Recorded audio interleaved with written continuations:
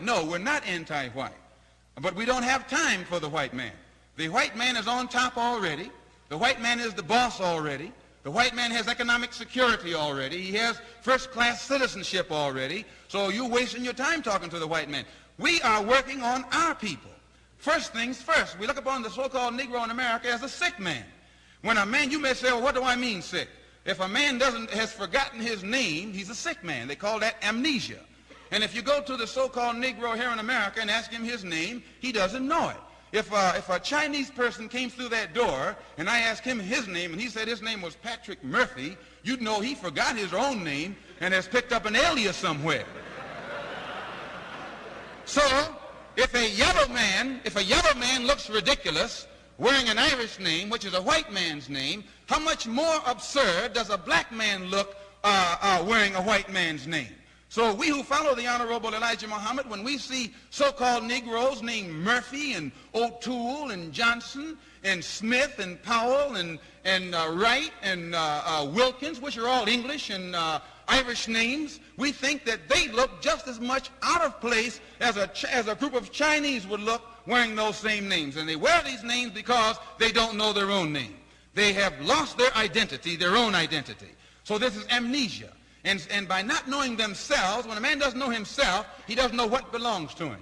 He could be the richest man on this earth, but by having lost his identity, he'll walk around like a pauper. So here we have 20 million black people in America who are wearing the names of their former slave master, as we've been taught by the Honorable Elijah Muhammad.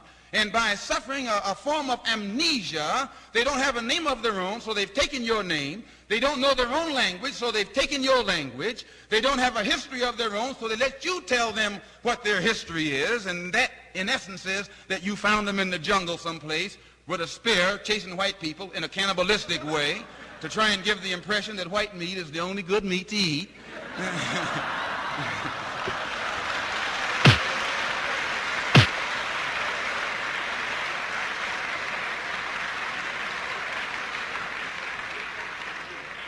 So we who follow the Honorable Elijah Muhammad classify this as an amnesia or a form of mental sickness. And he teaches us also that the black people of America are sick spiritually.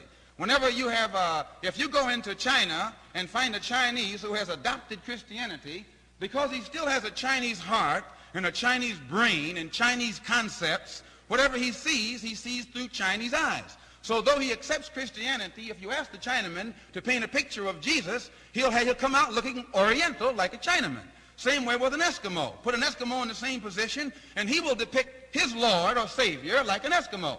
Because by nature, a person is forced to see that which he admires in his own eyes, or vice versa. Now then, you come here to the American white man and ask him for his conception of Jesus or his God, and he will always depict him as a white man, just like himself.